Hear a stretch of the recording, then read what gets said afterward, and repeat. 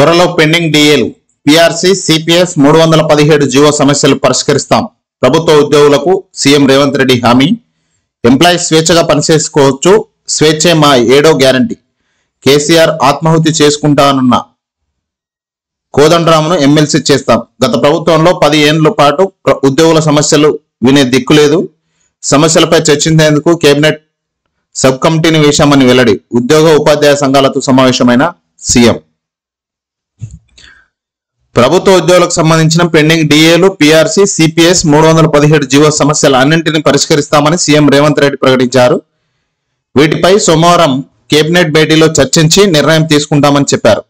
గత ప్రభుత్వం మాదిరి కొందరు ఉద్యోగులపై వివక్ష, మిగతా వారిపై సానుకూలంగా ఉండటం లాంటివి ఏమీ ఉండవని, ఉద్యోగులు స్వేచ్ఛగా పనిచేసుకోవచ్చని ఆయన స్పష్టం చేశారు.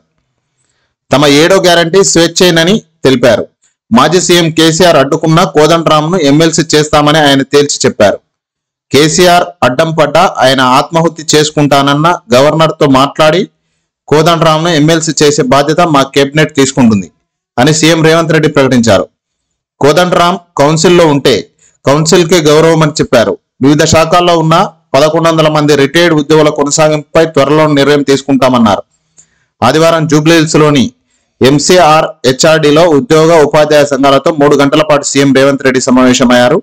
ఇందులో మంత్రి Sridhar Babu, TJS chief professor Kodandaram, ప్రభుత్వ సలహాదారు వేం నరేందర్ రెడ్డి, ఎమ్మెల్సీ రఘోత్తమ్ రెడ్డి, ఐఎన్టీయూసీ నేత మాజీ ఎంపీ సంజీవ రెడ్డి పాల్గొన్నారు.